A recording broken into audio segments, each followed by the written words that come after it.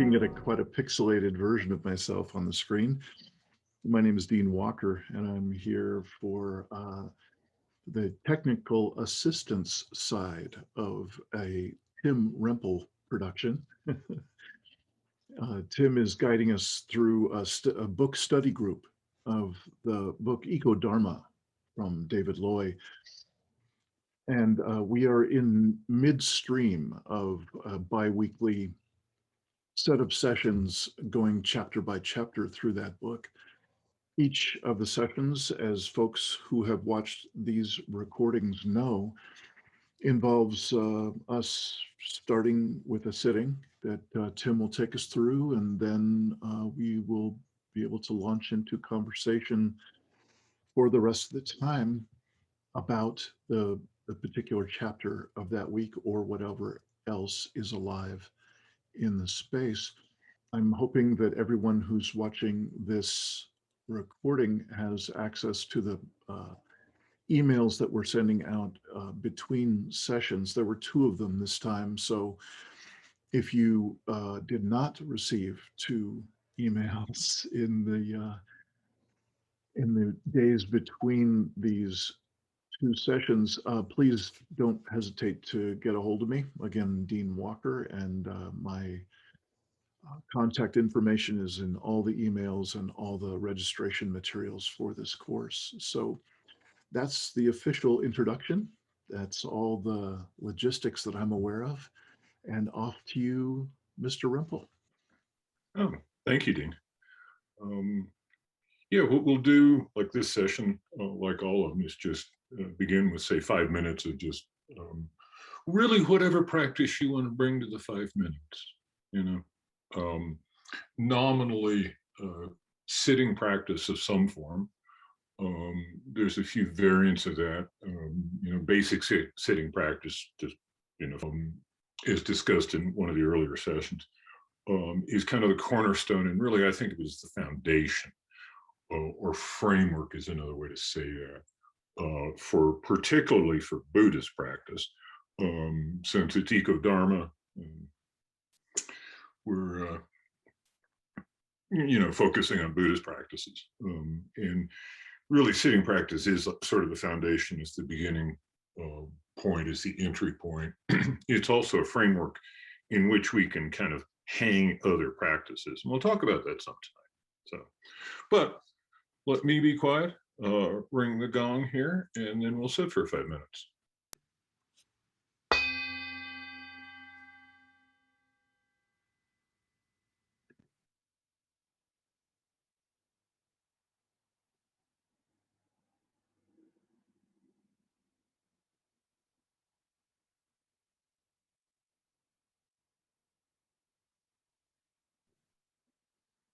And I'll just do the tiniest bit of guiding just to put a little bit of audio on the front of this.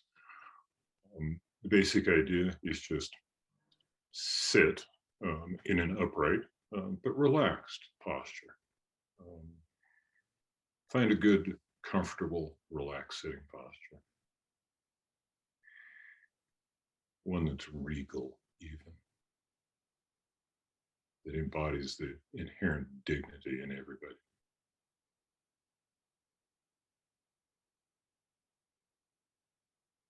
And then with eyes closed, let the mind settle and bring its attention to the breath.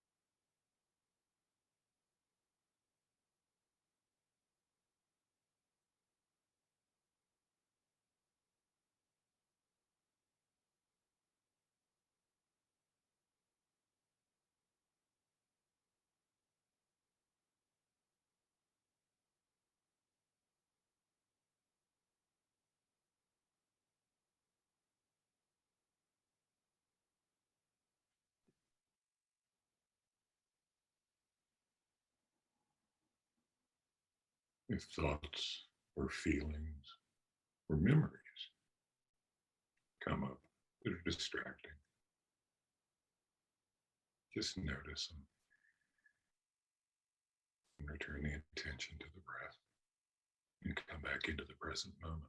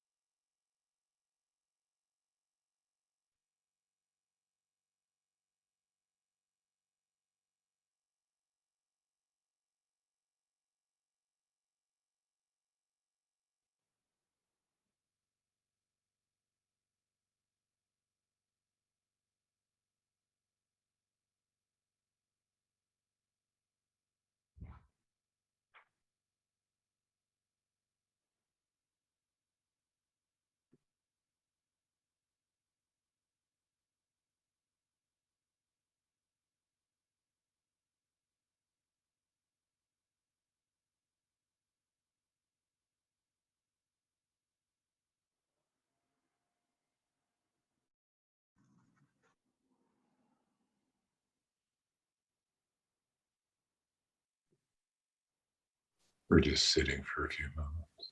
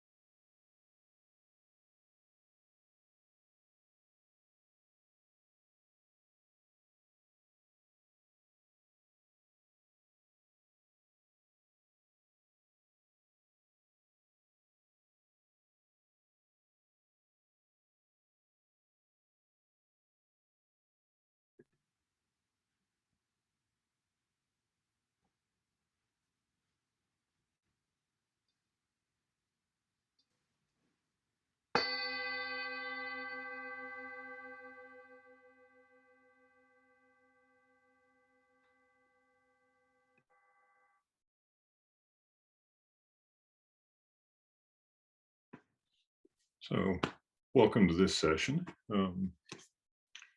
As Dean mentioned, we're doing bi-weekly and going through chapter by chapter. This week's session is chapter 4, entitled, Is It the Same Problem? A little bit, excuse me, a little bit shorter, a little bit lighter chapter compared to the last one, which was, in places, pretty intense and pretty heavy. Yeah, before we get to that, let me do a couple of things. One of them is I just want to kind of offer people an opportunity to kind of do a quick round of check-ins. If anybody has any questions or anything really, questions, observations, anything related specifically to practice, let's talk about that a little bit, before we dive into the meat of the chapter. And then the other thing I wanted to do tonight, in addition to the chapter, pardon me, and happily too, it works out pretty well because this chapter being a little bit smaller, there's maybe a little bit less material, certainly not as deep, and some of the stuff in the last chapter you could discuss for hours, days, weeks, is I wanted to get into the heart practice stuff. The first email I sent out was some material on that. It was some links to meta practice material and some links to Tong Lin practice material. And then there was a PDF, a 3-page PDF in there that's, well, a little more than 3, I think it's 4. That's one managed to get the summary of meta in one slide, an interesting practice that I wanted to share with everybody that I've gotten that's from the Tibetan tradition. Metta is out of the insight tradition within Buddhism. And then Tonglen, that one, I just lifted, the slides are some lifted quotes, but it's kind of the most salient quotes out of Pema Chodron's, or actually a couple of her articles about that the links are mostly her stuff. Tonglen is also out of the Tibetan tradition and is another heart practice. So let me be quiet about heart practice for a minute and invite everybody to just kind of go around and if they have anything, great. And if not, that's fine too. Don't be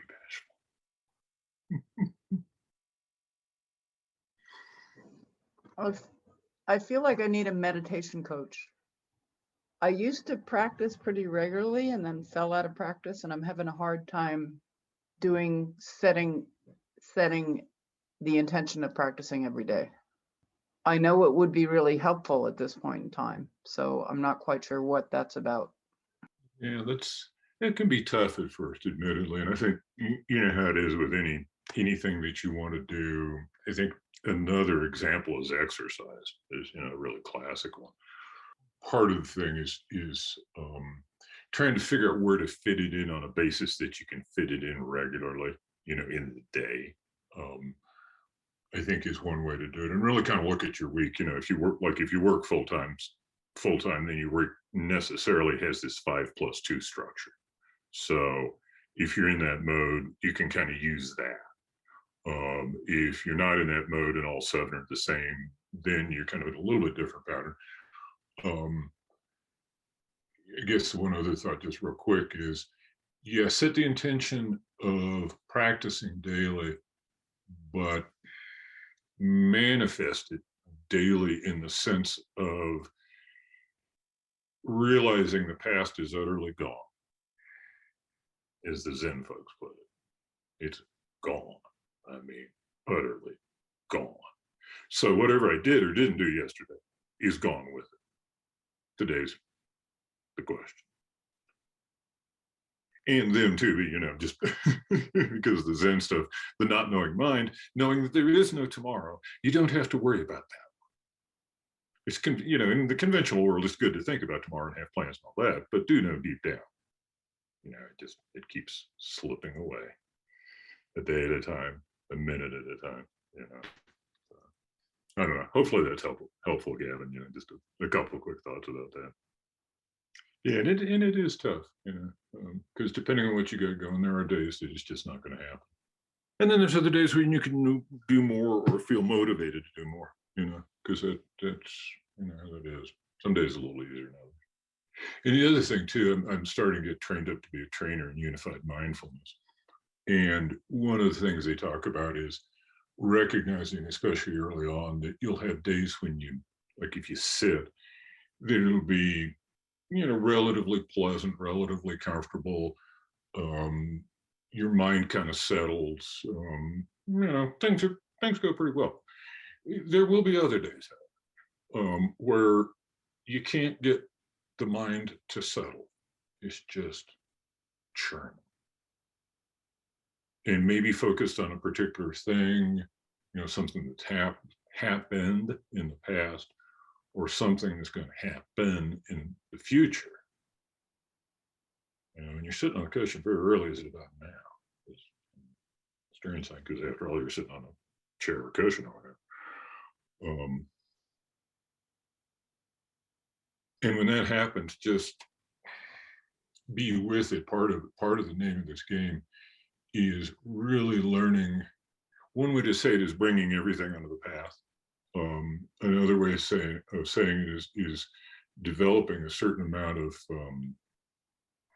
fortitude, mental fortitude, if you will, that I can sit and be with myself and be with my crazy thoughts, and it's all okay. The crazy thoughts come, the crazy thoughts go. Some days I'm crazier than others.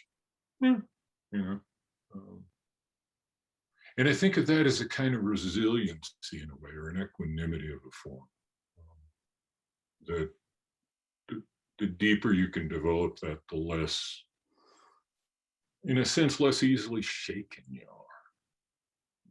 Because I think that really is an important thing, because you can get shaken and sort of distracted. It's like, oh, I'm not doing it right, or I'm not doing enough of it, or whatever. And saying to myself in my head to beat myself up about it. But it really is back to tomorrow morning. Got to get up. By the way, that's the one thing I do in practice that, and I'd be happy to share with everybody. It centers around the Rocky Mountain Ecodharma Retreat Center, which David Loy is one of the co-founders of. And there's a set of 7 teachers that do a rotation every day. So we do sitting every morning at 8 on Zoom. And occasionally there's substitute teachers, usual kind of deal. And they come from different schools, although nobody's Tibetan, as it turns out. But it's really good stuff. It's really, really good stuff. The Monday morning teacher is phenomenal. She's just a meta master.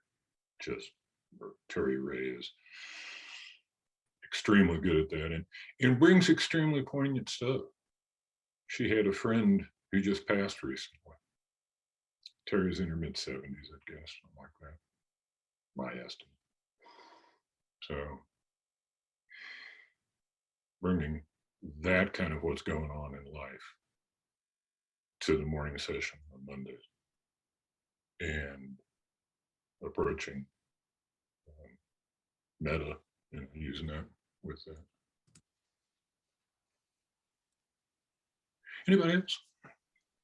Tim, I'm curious, with what you were just describing on Mondays with Terry and so on, is that something that someone completely unrelated to the practice could somehow approach? Is there a way for somebody like myself who's not connected with any of the organization or the structure or even the practice, is there a way for someone to come in and sit? Oh, yeah, absolutely. Yeah, since I mentioned that, just for reference, yeah, I can supply info that we can send out and document in this. That, because it's open to all. It's also the kind of the overlapping organization is the Denver Insight Meditation group, and a bunch of the 7 teachers are insight teachers, and some of them do have a bit of Tibetan background, by the way. But anyway, like Terry Ray, a lot of people involved in it. But anyway, yeah, Dean, to your question, yes, you could. It's a 45-minute time slot, and it's up to the teacher how that goes in the 45 minutes. Give or take a little bit on the end. Open to anybody. The different styles are quite different, in that, Terry Ray's is a fairly, I think, representative of the general insight and meta style of doing meditation in groups with a leader. That is, she starts off, and it's guided at first, and the guiding trails away, and then you just sit in silence and do whatever practice you're doing, and then do that for however long you decide to do that, 30, 35 minutes, something like that, is pretty common. And then they'll do a small talk at the end, or a reading, or something like that. Like I say, it does vary a little bit. David's style, being Zen, is greeting, bell, 35 minutes of silence, bell, and then he does a talk. Because in the Zen tradition, they're kind of Japanese, very structured, and all that. So, but yeah, it's certainly something somebody could jump into. And in fact, speaking of Terry Ray and Meta and Mondays, and actually it would be good to cue this up, and tee it up, intro. Meta is, as I understand it, it's a key practice in the insight world. It's a key practice out of what would scholarly be referred to as Theravada Buddhism. That is to say, it is a practice that the historic Buddha himself taught. It's in the Pali Canon, is another way to look at that. You can go look, Pali being a language of southern India that all the texts of Theravada Buddhism are written in. It's a thick set of text, but it's not small.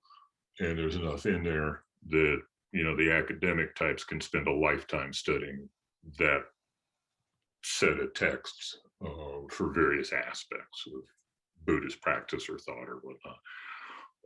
So anyway, it's in there.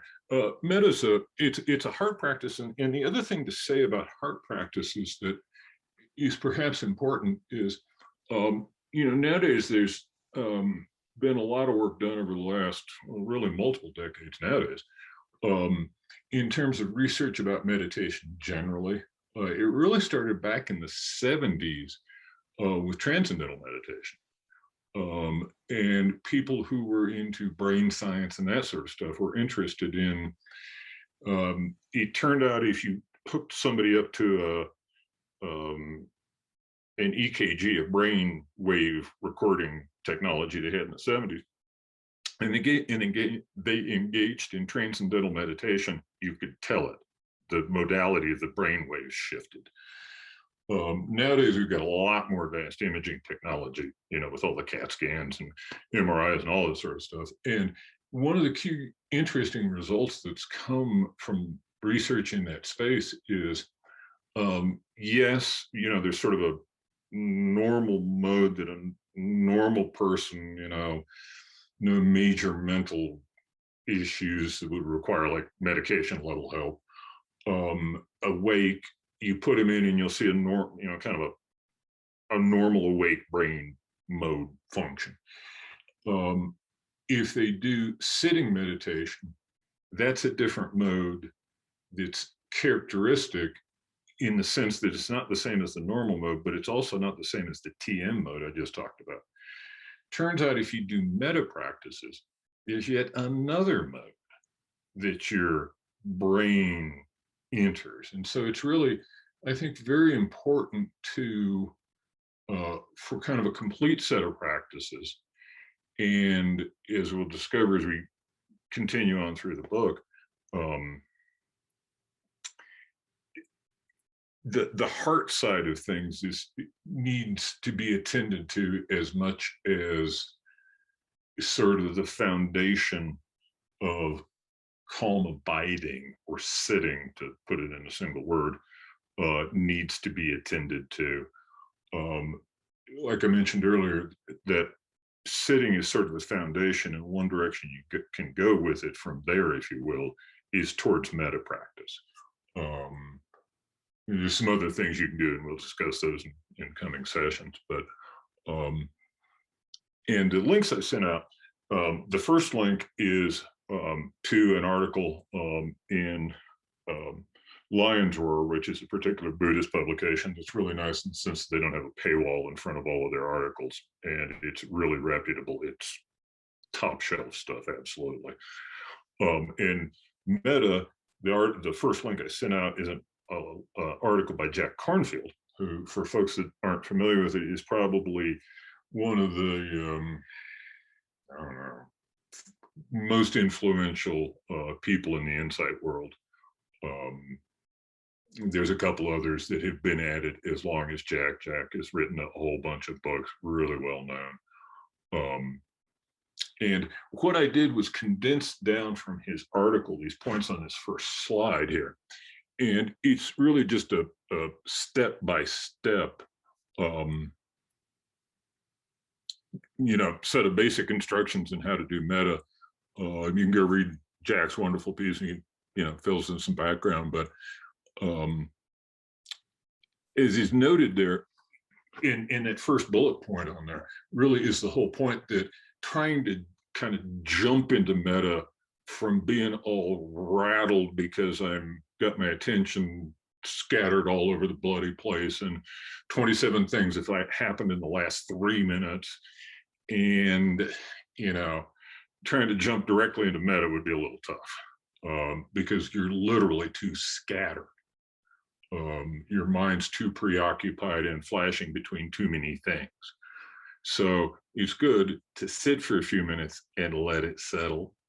Recommendation when you're doing that is eyes closed. I won't go into the details of why, but it just, trust me, for that stage, doing this sort of stuff, eyes closed would be good, unless you're really used to practicing with your eyes open. If you're just doing it with your eyes open, that's fine, but otherwise closed. Then there's in the Pali Canon, in the traditional stuff, there's a traditional approach to it. But what's way cool about Jack's thing is he recommends starting with another person you truly love and care about. And as it says, traditionally, you start with yourself. But as he talks about in the article, us in the West, especially in the 20th and 21st century, you know, having lived in those times, have been so conditioned to have some level of self-loathing, non-love, hatred, maybe. Yeah, you know, it's a deal. So one way around that is to start with another person, one other person that you truly love and care about. And then what you do is you let good wishes for that person arise in your mind and your heart. You know, may they be safe and protected. May they be healthy and free from suffering. In the italics on the slide, I listed examples of aspirations, if you will, not quite sure what to call them, that are the basis of meta practice. Their wishes, their prayers in a way, if you will. It's just in the Buddhist context, because of the cosmology, there's no creator with a monkey wrench to beseech, to put it one way. Doesn't work that way. So you pray for, not to, is one way to think of that. And certainly for outcomes, you know, may you be safe and protected, free from harm. And, you know, and you repeat these to yourself mentally, for sure, and depending on the situation, you can do it verbally too. And to begin with, sometimes verbally will help. You know, at first, when you're doing it for a specific person, you can tack their name into the, you know, into the aspiration, you know, make it quite specific that way. And then the general flow of this that Jack lays out today, that is very much in keeping with the tradition of this, is then you start at one place and then you expand. The brilliance of his approach is you expand to another person. So now you got two people, and you can sit and, you know, may you, Fred and Mary, be safe and protected. May you always be happy. And you can pause and kind of let it really resonate, let your heart open up. The other piece of this practice that's so cool is you do it because you did a little bit of sitting up front, and as you get a little bit comfortable with just sitting as the platform, as the container, you'll notice a piece of sitting is about noticing your physical sensations, as well as all the mental, you know, thoughts and feelings stuff, but also connect with your body, connect with sitting here, connect with being here, connect with how you feel. And is your heart, notice where your heart's at as you're going into this. And if you can kind of let it open up and let it really sort of sink in, that's a key aspect of this. Then the next thing is, and this is the absolutely brilliant part on Jack's thing, thing, I think, is then you imagine the two of them reflecting good wishes to you. So now you're thinking of them saying, may you too, Gavin, be truly happy. And using your own name in, in that, I was using it, talking is, to Gavin, but is if it's like, may I, Tim, be truly happy, using it as a self-reference, right? And what you can do then is kind of alternate in some sort of pattern that seems to work, and just play with it and be spontaneous and see what comes up. As it says there, and he really divides it into the two pieces, and this kind of is a bridge to the Tong Lin piece in a way, that you verbalize, may I too be happy, or my name be happy, and really take it in is the point. Then you can open your eyes and look around and offer loving kindness to everyone around you. You can sit and abide in your expanded scope, if you will. That you can play with it, and instead of like, may you, or a specific person be safe and protected, may, ultimately, may all humans be safe and protected. May all sentient beings, everything that lives, be safe and protected.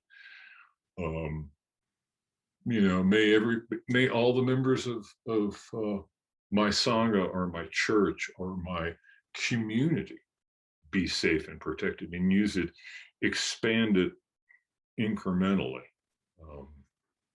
outwards. And you can do that for a while, and then when that feels like it's done, go back to sitting for just a couple minutes, and then you're done. Let me stop there and ask, does all that make sense to people? Any questions? I have one. That totally makes sense. And that, I don't know, I would agree with Gavin. I sort of find it, finding that daily practice I find quite difficult. Yet at the same time, it's almost, to me, like a life skill, like that we should adapt, like brushing our teeth, or having a shower, in a sense. I mean, it's one of those daily practices and I'm in my head, that's something I'm trying to, say to myself, every day. It's like brushing your teeth, something that in a sense, it's just a thing we should do every, a life skill. But you said there, and I'm kind of, I understand that the loving kindness of sending loving kindness out to the world, to an individual, to a collective, and so on. You mentioned there the imagining someone sending you goodwill. I'm just wondering about that in terms of energy, because to me, sending love out, but in a sense, putting a goodwill into someone else's space back to me, I'm finding that slightly problematic, if that makes sense. Oh, okay. Yeah, that's certainly, that's the way that Cornfield recommends doing it. And if anybody else,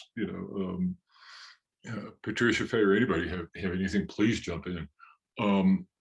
Yeah, the classic way you can do it is wishing yourself well. And you can play with that. As I understand it from Cornfield, and from what I've played with myself, I do notice it really does depend a little bit on how comfortable you are with wishing yourself well, and really, really meaning that. And if you're somebody who can do that, perfect. That's the classical, traditional way to do it. I just, and that's one thing about this. Some of this stuff is like, There's a lot of variance to the idea, and there's different ways to do this. And I think whatever works for you works for you. I suppose if there is no separation between us and the other, then it's all the same thing. We're all the same one. I've never done that part though, where I name the person and say, you know, they're now sending me good wishes. But I do start with myself. I do. I feel whoever taught me to meditate, especially the Tonglen part, taught me that I needed to do that with myself first and make sure that I had received the healing and the love and so on before I went to send it out. And that always made sense to me. So I always start with myself. And I just want to say, I don't know if it's this year of isolation. I really haven't been anywhere. I've been in my house and in the woods behind my house, but I really haven't been anywhere. And I find myself meditating hours and hours and hours every day. And I don't sit down to do it. I mean, I sit down a lot, and usually, like, I'm in my bed right now, and this is where my computer is and all my books and everything is here. And when I get in my bed, if I'm not actively looking at something on the computer, I'm watching my breath and being in the moment. And I don't know, I started meditating 30 years ago, and I remember it being hard and having to set the alarm clock to meditate and all of that. But something has happened in this last year where I just found myself in meditation. It's very sweet. Beautiful. That's beautiful. Thanks so much for sharing. It's beautiful and encouraging. And yeah, by the way, too, one of the things we'll talk about in a coming session that's interesting about the unified mindfulness framework is classic Buddhist sitting meditation is I'm sitting on the cushion, watching my breath, doing something fairly specific and pretty different than everything else I do in my life. Let me say, you can generalize that in a way we'll talk about that allows you to do what you're talking about, Patricia Fay, of observing your breath or observing other things on a more continuous kind of basis. So there's less of a real hard distinction between I'm sitting or I'm not sitting. That those two sort of become more a continuous thing. It's more like a zone for me, isn't it? Does anybody experience being in meditation like a zone? Mm-hmm. And I mean, this morning I had to go over to my daughter's house. She was having a contractor come in to rip up the carpeting, and the lawn guy was there, and the dogs were barking, and it was like being in a war zone. It was so different from being in my space. And I just sat down in the middle of the room where the contractor was buzzsawing, and I just sat there in silence, and I realized I was meditating in the middle of all of it. I love it. I love it. For people unfamiliar, in the Zen tradition, there's a real hardcore, I forget which Roshi, in New York City. And what you do is street retreats. And he takes you out on the street. You sleep overnight in the Zendo for safety. But there's the morning gong, you get up, you do the morning stuff, you eat, and then you're out in the streets until late. And the whole point is get to the point of being able to be in meditation in Manhattan or the Bronx or Brooklyn, you know, just. Yeah. Yes. I mean, with that, what is the difference then between sitting meditation? I mean, obviously it's more still and focused, but that idea of, you know, they say slow walking meditation, or that idea of being in the city, standing or being present in a meditative form. I mean, how yeah, because I find that I would feel I'm more in a meditative state a lot of the time, but I'd be more when I'm not sitting. I think once I'm sitting, that monkey mind comes up more. It kind of, there's that balance between, you know, trying to quieten one's body and one's mind when one's sitting, but then that act of being in the city, I somehow find that easier, which seems backwards to me. Oh, yeah.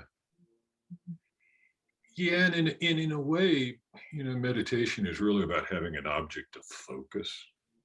I think is kind of really one of the kind of the cornerstone things that, you know, if you try to describe how is it different than other human activity, um, somewhere in there a notion of something you have a focus on and sustained focus on that thing versus the usual, you know, having your mind just float about.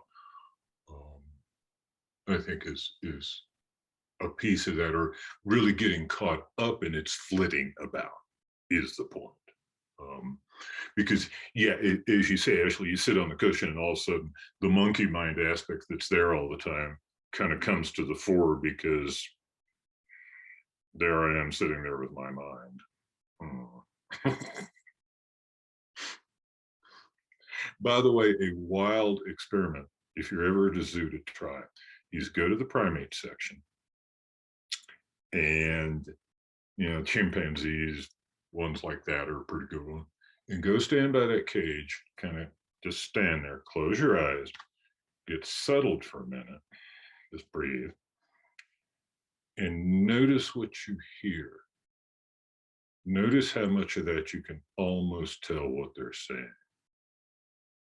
Notice how much your mind is exactly like that bunch of chattering monkeys, or one of the chattering monkeys. Yeah, to me, it's just fascinating. If you ever try that experiment, it's pretty interesting. And a big hint too, if you're into language, and as was mentioned in the last chapter, maybe this chapter before now, in the book about the predominance of language utterances. We didn't get from 0 to human, the other furry primates. They're not to human like, but they're marching along the path. Maybe real quick, Dean, if you could put back up the slides, and maybe just in the interest of time, what I'll do is just talk at the Tonglen stuff just a sec, because it was mentioned. And what that is essentially, it's kind of like a meta practice. Yeah, we'll skip the hard practice for bedtime. That one you can read. It's a good example of visualization, sort of in the Tibetan tradition. But involves heart stuff, so kind of an interesting confluence of those. Yeah, the thing about Tonglen is that's different than metta is it's based on the breath, or metaphorically is referred to in Tibetan as riding the wind horse.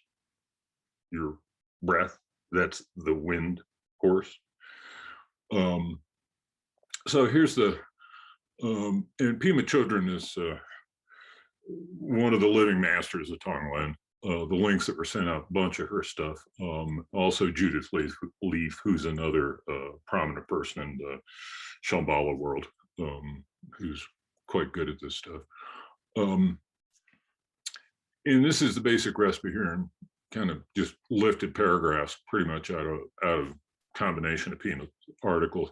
But you know, first sit for a few minutes, standard stuff. There's a thing about,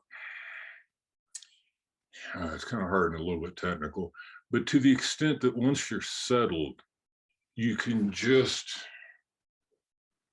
rest in that settledness for a minute, a second or two. The gap in between thoughts, if you will. What you're really doing is it's like a tiny glimpse of emptiness, or shunyata, to tie it to what was talked about in previous sessions. And the way to think about that is to realize that the absolute encases or encompasses the relative. So from the absolute, you can see the relative, but from the relative, you typically can't see the absolute. So you have to catch it in glimpses. And one of those glimpses is in the gap between thoughts, is where that exists. And so that's why it can be a very brief thing. Then you go into the breathing. You breathe in, like as mentioned here, basically the idea is you breathe in negative energy and you breathe out positive energy. Patricia Fay mentioned a second ago, starting with yourself. And yeah, this is one where you can certainly start with yourself. And that is the traditional way Tonglen's done, is just with myself. And it's an interesting one aspect, if you think about it, of the breathing out positivity, is that relies on and works because of your intrinsic nature, is that positivity, is that positive energy. And by breathing it out and giving it away, I recognize it. If I just hold it to myself, I tend to kind of not notice, to be honest. And if you think of all of this, it's like the point of all of this stuff is at one level to become more aware. That's where in one of the emails I joked, I don't like the E word, the enlightenment word. It's just not terribly useful. But becoming more aware, and one thing to become aware of is your innate goodness. And so that you can breathe out and give away. Now, it's interesting, you can start to kind of bootstrap, to use that kind of terminology for that process with yourself. And it's like Patricia Fay says, it's sort of a healing loop that you're looping, breathing in and out, but you're essentially, you're breathing in and combusting, if you will, or desolidifying, something like that, your own pain, your own suffering, and all, and you giving to yourself, you're recognizing in yourself your innate goodness. And then you can do that with somebody else, take in others' pain,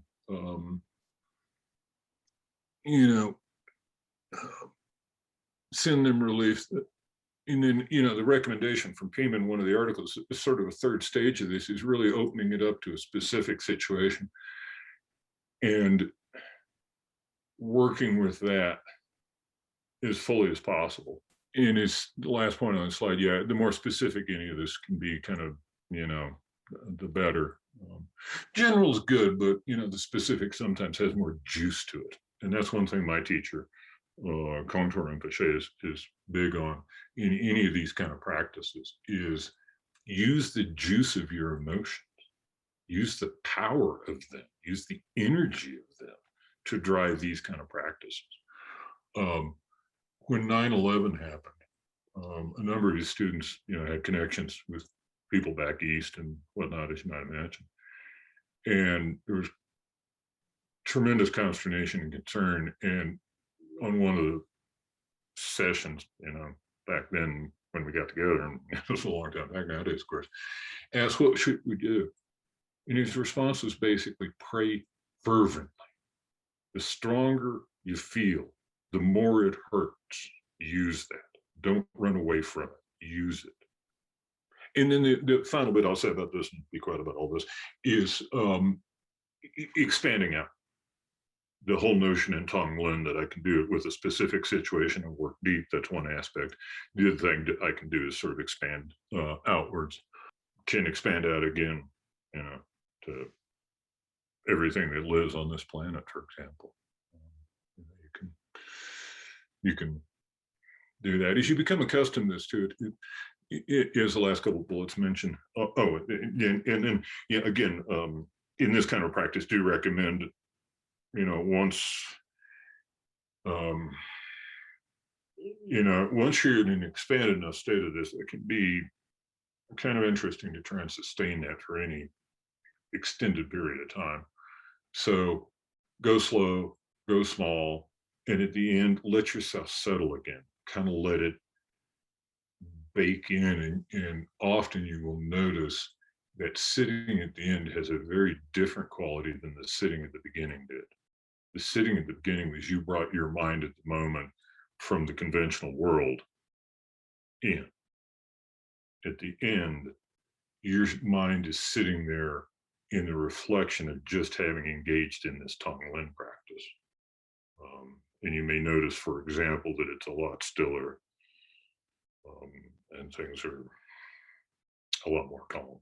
So, and about the last couple pieces on this, yeah, you can, as you do this, you realize that you can apply it a lot of places, not just on the cushion, that it really is another kind of practice that if we talk about developing, redeveloping, reconnecting with our deeper selves, this is a key way to do that, especially at a heart level.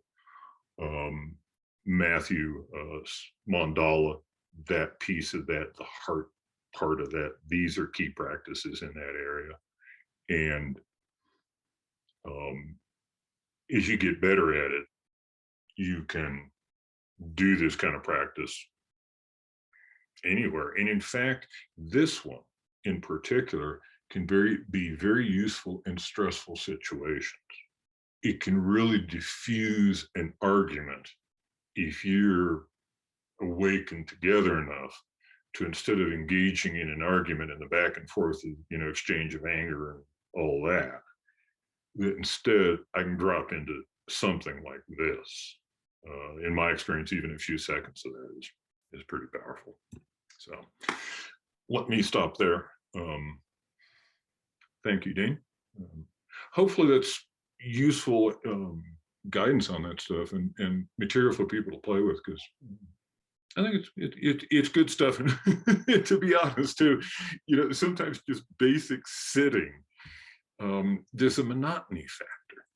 And this way, hopefully with some of this material, you've got a little bit more in your toolbox. And I wanted to in this session, and then we'll jump into the chapter, really kind of enrich stuff a bit, because David talks about some of this a little bit in the book that's not, specifically, the point of the book.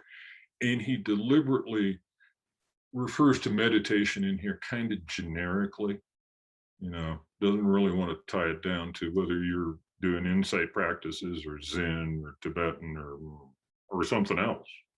But I think it's good to kind of put a little meat on the bones of the meditation thing, in the sense of helping show people, some specific techniques, and hopefully people will find it useful and useful stuff to experiment with. And that's the one thing I'd encourage, is just let every day be new that way, and see what motivates you today. Hopefully from some of this material, you can try this one, you can try that one. We talk about it, in a fortnight, about how people are doing with that. But, hopefully that's of some utility to folks. I really honestly hope that's true. And maybe with that segue, we can kind of jump into talking about the chapter a little bit. And I was curious, somebody please grab the floor and say something.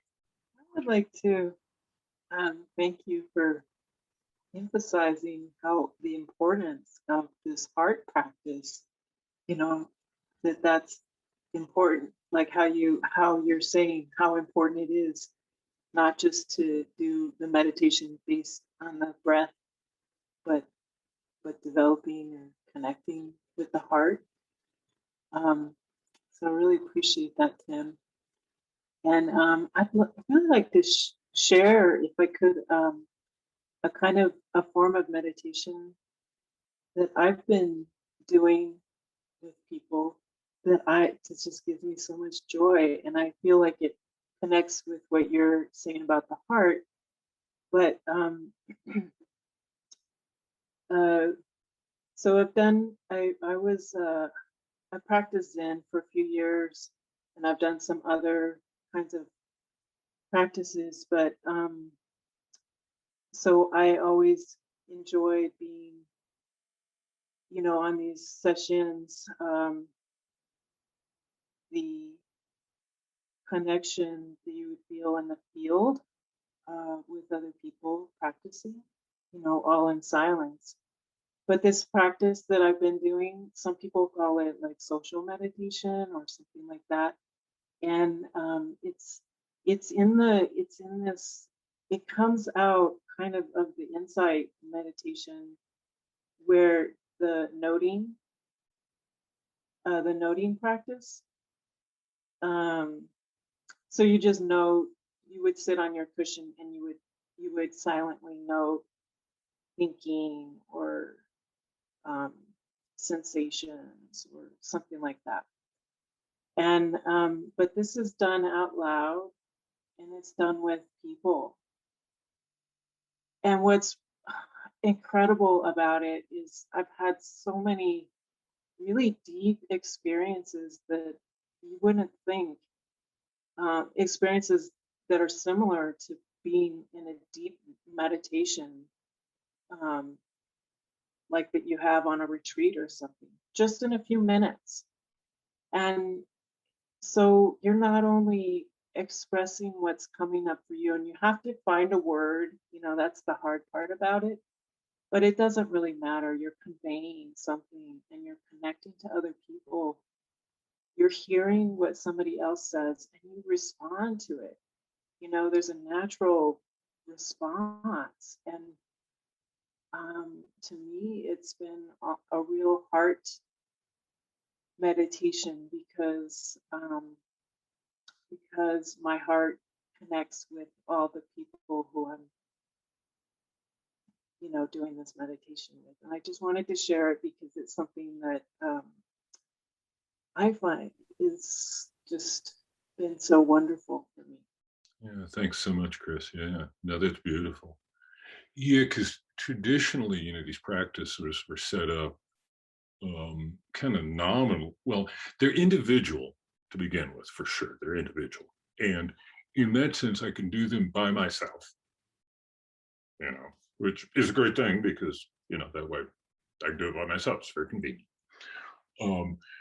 They're, of course, traditionally done in groups, like you mentioned, Zen, or, any of the Buddhist traditions, Sangha community. My example earlier of 8 o'clock every morning, upwards of 100 of us are sitting in a group, but it is silent meditation. Once we're a ways in. Are you going to provide us with the link to that so we can join in? Yes, I will. Absolutely. And I'll send you the link to where the info is actually maintained by the guys at Denver Insight Meditation Group. What really struck me. You're going to email that? Yes. Yeah, I can send that out. I can get that to Dean tonight. Yep. And what fascinated me about what you were saying, Chris, is a couple of things.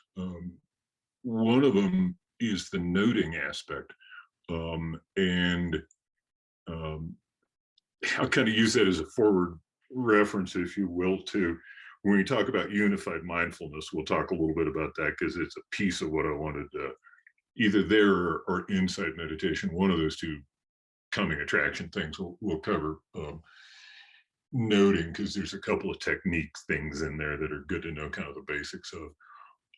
But the other thing that strikes me is like the group aspect and saying it out loud, which is not traditional. I don't know why exactly. It's just the Buddhist tradition from Asia, from last couple thousand years. And sometimes it's cultural stuff. Zen's from Japan, and Japan tends to be in a way kind of hierarchical. Wouldn't call it exactly the most egalitarian society ever, is at least as I understand things. No offense to anybody, but And, you know, some of the, and in fact, in this chapter, you know, David talks about in the ancient world how things were in the first part of this chapter and how very different that is than how we've thought about, how we've been raised, and all of that. So anyway, you know, silent. But I love that idea, the synergy of that. And the other thing too, just as a pointer, so it's in this recording, is also to Stina in the wider embraces practices, which in my mind are related. They're not exactly a heart practice, but it's kind of a next door neighbor. And it's a group dynamic practice that's guided, so it is led that way. So it's got some different elements to it than traditional kind of practice. But if you go check that out, you'll see there's some synergy between these. There's some overlap. And a lot of that, to your point, Chris, is done in a group and done verbally. You know, and in fact, pre-COVID could be done with everybody in the same room. So then you're kind of the maximal power level, if you will, because just to jump into a quick reference, if you think about the 5 bodies and the energy thing, it's really the radiative coupling between people is the deal, that we interact, and we do so because you radiate energy based on your internal state. So if I'm bummed and I walk into the room, I don't have to say a word. You can tell I'm bummed. You can feel it because I'm feeling it. And if you will, in human activity, music is a codification of that. Music is what a feeling sounds like. So I can encode it in music, and then later you can listen to it. And you might get the same feeling I had when I wrote it. Or you might get a different feeling. You might have a different spin on it. There's very powerful coupling ones. And I think to what you're saying, Chris, yeah, that really can be, because that spontaneous resonance of that energy. Don't underestimate it. And you know how it is nowadays, sadly, we see examples of it, like you're talking about on the positive side, and we also see examples of it on the very much negative side. And we're negative energy and coupling that. I'll be quiet. Tim, I wanted to, it's really good sitting with you in this introduction to Tonglen, and to hear your flexibility with how you're even setting up our sitting meditation when we start this session and so on.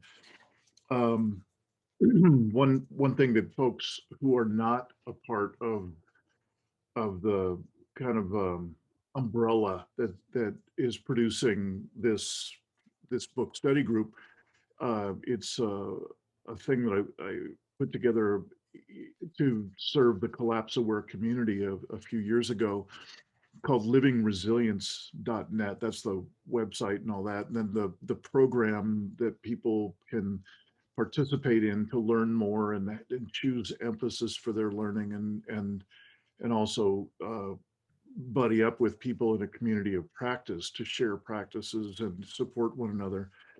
And it was very intentional that I brought in wider embraces, which Tim was just mentioning, which is an energetics practice, which is primarily where my focus and my practices have been since a teenager, for decades. And I've really been very tentative, to tell you the truth, prior to this session, these series with you, because I've just never been a traditional meditator. It's been a deep struggle for me, with sometimes years of just trying to figure out how to endure it, how to pierce through the membranes of resistance that I would have. And over time, I've created a hybrid for myself, which is extraordinarily similar, and I think goes even substantially further than Tonglen, as I've practiced it briefly and then understand it through folks like yourself teaching about it. I think it's an extraordinary time, and particularly within this body of work where we have an overlap of a number of different, very important, very significant bodies of work that people can really shop in and find what is the best fit for their system and their how they deploy their attention and what they're wrestling with in terms of deploying that attention and learning about how to cultivate particular states of being, which seems to be what so much of mindfulness is about.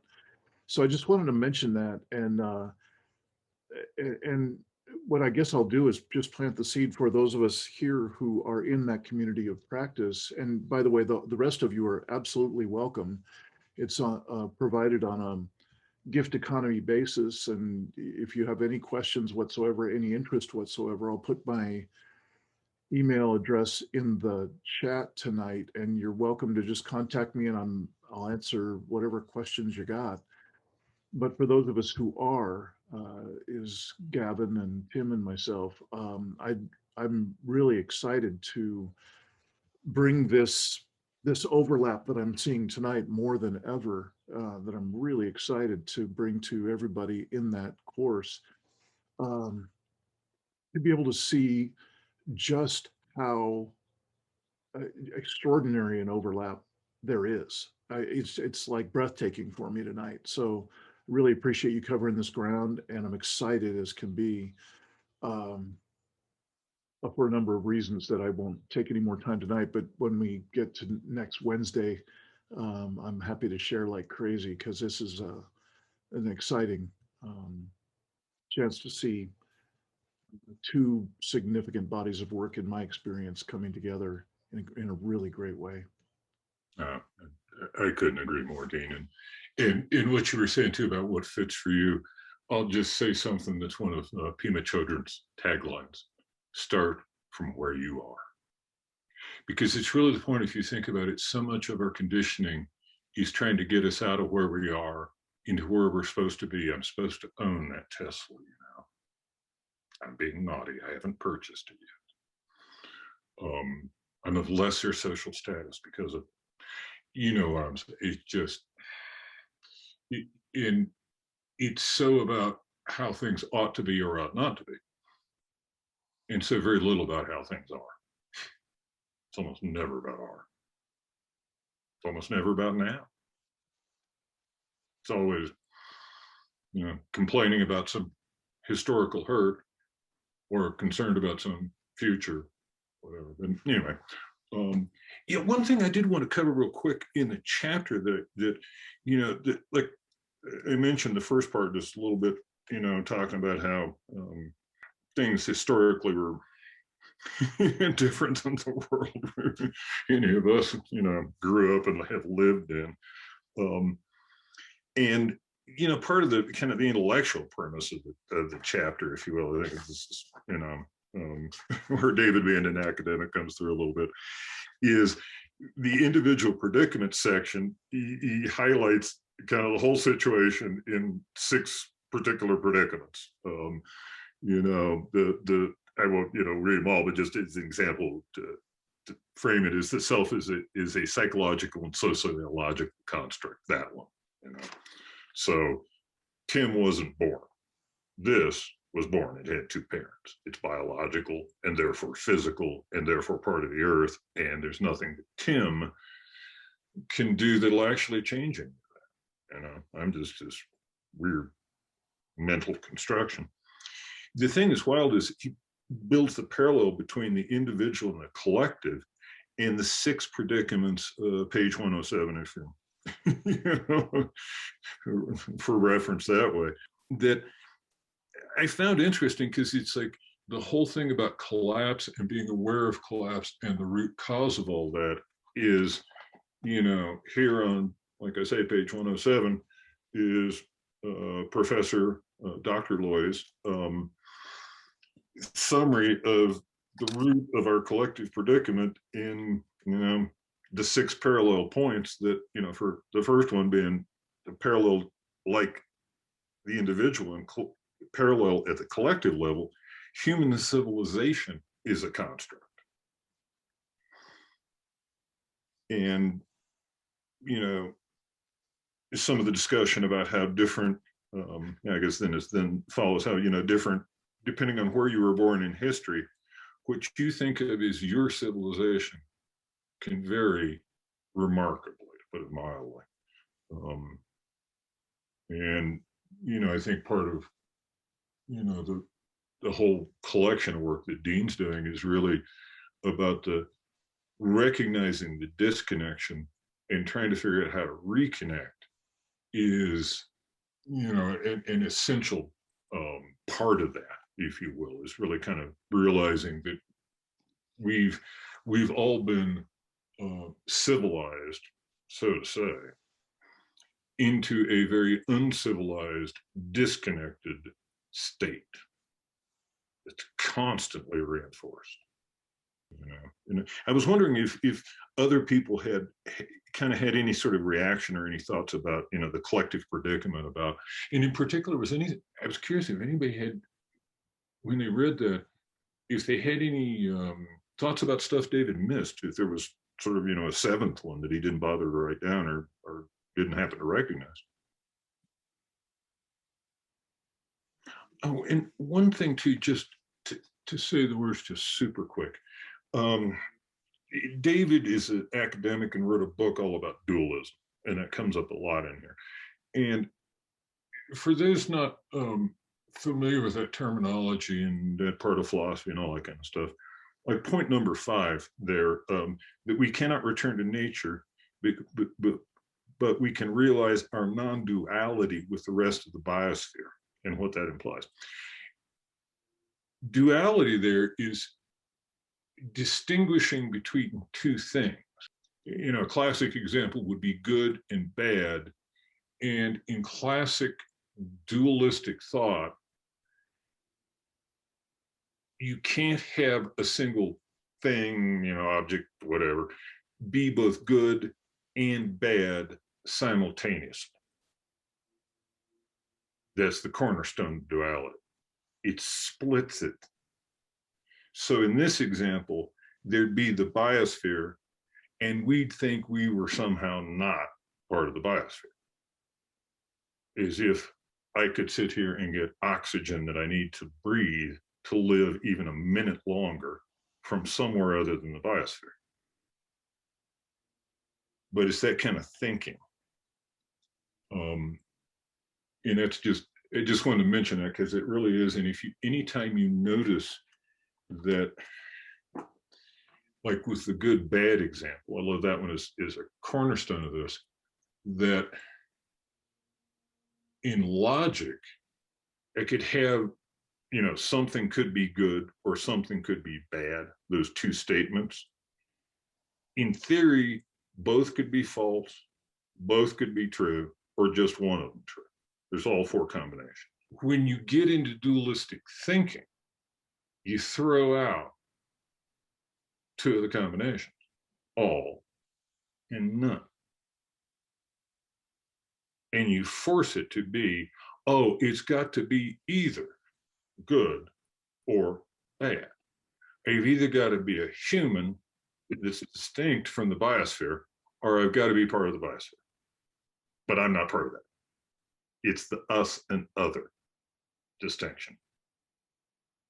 And as long as I put up that wall between us and, you know, and other, there's that distinction. And in that way of thinking, you can't be both us and other at the same time. I live in Colorado.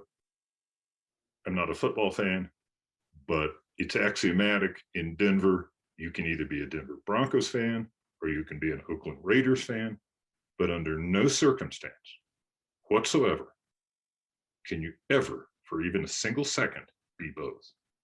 And let me tell you, the Broncos fans in Denver, that's a cornerstone rule of the faith, is you can't be both. So I thought I'd just mention that because that does come up in here, and it's just a thing to recognize that it's contrasted with universalists, where it's just us chicken, just us human, just us living things. There's also the paradox that we are simultaneously human and finite and divine or infinite at the same time. And I think that's kind of the same problem that you're talking about, is that we don't recognize that in ourselves and in other, which is, you know, part of the bigger self. Yeah. Well, there's this myth or illusion, I'm not sure which one of those is the best word to use, of separation. That we live, that we are so conditioned, this construct of separateness. But that's not the truth of us, right? I mean, that's not who we really are. Who we really are is that divine, infinite, all there is, no edges, one.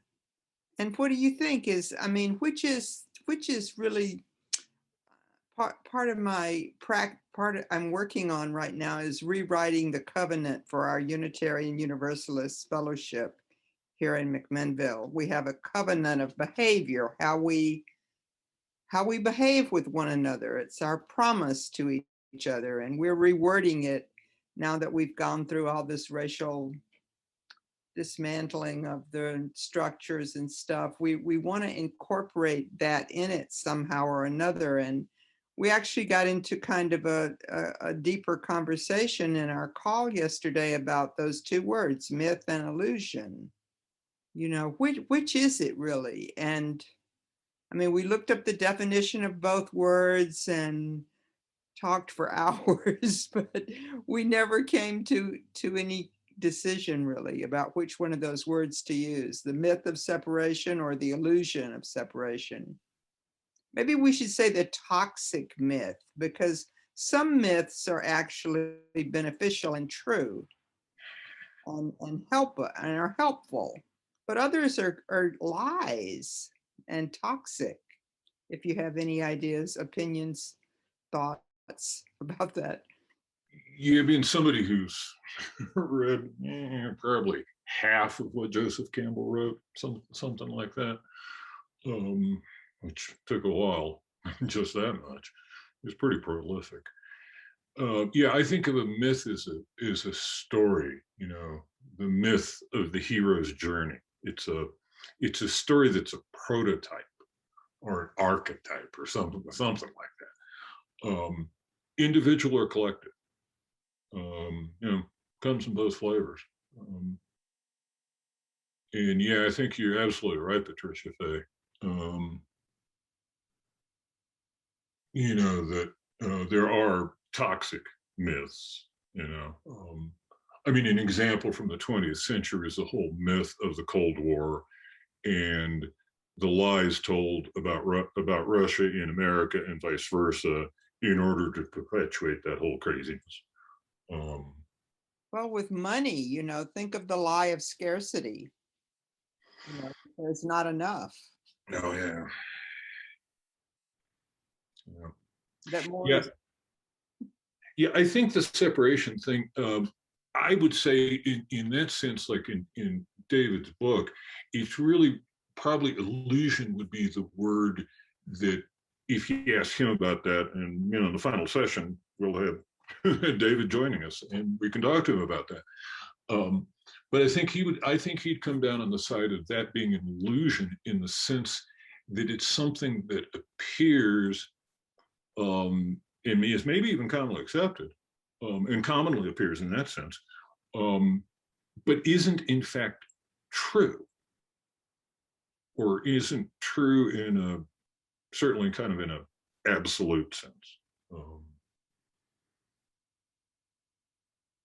That, you know, the real nature of things is like my body isn't separate from the rest of the earth and all the trees and, you know, and all the stuff. Right? I might think it is, but because to me, illusion, a synonym for that is confusion. I'm confused if I think that. It's not true. And you know how that is. I can think all sorts of crazy things. And even worse, I can believe that the crazy things I think are true. And then, you know how that is. It can be downhill from there in a big way. Can there also be that when we're very limited in our identity, that's how we know ourselves, just as being human and not the feeling of being divine, that limits us, and that we feel separate because we haven't experienced or we haven't realized that in ourself, in all of creation. So if that's the case, I wouldn't want to say, I mean, maybe it's a way to teach people by saying that that's an illusion. It helps people to come into that realization. But if that's where people are, that's their experience. And there's going to be a lot more suffering there because of that experience of being very small. But if they don't have the experience of being something, of knowing themselves, then they haven't realized that. So I want to honor that a lot of people feel that separateness and they suffer because of it. And that so much, that's where our humanness occurs, you know. I mean, that's where we experience our humanness, is by our limitations and by the finiteness of who we are. No, I know what you're saying, and I want to say, yeah, but. And my yeah, but is, there was a time in my life before I was awake to my own divinity. And my experience in those years was that I was limited and I did suffer. And yet my divine self was not limited during that time. I just didn't know it. Yeah. I've never been limited. I've always been divine. Yeah. Yeah, that's a good point. I mean, you speak it so well. Like, yeah, that's absolutely true. Thank you. Yeah, no, that really was beautifully put, Patricia Fay, because it really is, if in some sense, what the Buddhist path is about is to wake up to exactly that reality. Mm-hmm. You know, that part doesn't really matter so much. I mean, my parents did not teach me that I was divine, but I taught my kids that they were, and they're teaching their kids that they are. We're making progress. Yeah, I think we're making progress. I was going to say that even through having a conversation with an individual person, you can begin to change that story. Absolutely. Right? They can hear something that they hadn't heard before, and they can start to change their own story. Oh, yeah. Yeah, and I think that's because we're running a little bit over, but yeah, maybe to just put a capstone on this form, in a way, what we've been talking about is right at the end of the chapter, that, you know, David mentions that Buddhism is not about avoiding suffering, but being transformed by it, which suggests there's a lot of transformation in our future, which is, I know there's a lot of opportunity for transformation in our future. Perhaps a lot of necessity for transformation in the future is the situation we find ourselves in continues to collapse. You know, and as I mentioned in one of the emails I sent out, that it's I think that that statement is bigger than Buddhism is not about avoiding suffering. It's like whatever path, especially in a collapse aware sense, in just a human sense, it's about not avoiding the suffering, but really embracing the transformation. And that transformation is the waking up. Because after all, if I was asleep and I didn't transform, let's stay asleep. Let's stay mesmerized. Let's stay in business as usual 100% of the time. I used to have a poster on my wall that said, pain is inevitable, but suffering is a choice. Mhm. And then it said, I may walk through the valley of the shadow of death, but I won't pitch my tent there.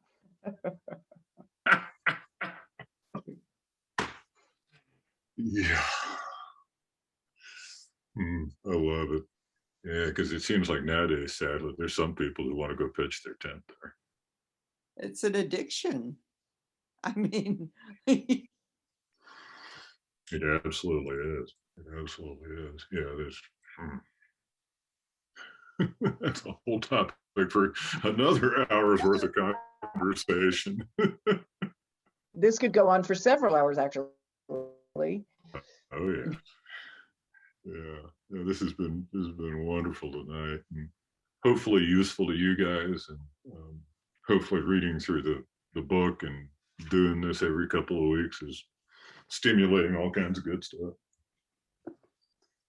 Certainly is for me. thanks to everyone. Mhm. Yeah, if anybody else has anything they want to say in parting, please do. And everybody be well until we're together again 2 weeks from now. Mhm. Night, everybody. Night, night. Sweet dreams. Everybody take care and be well. Bye-bye.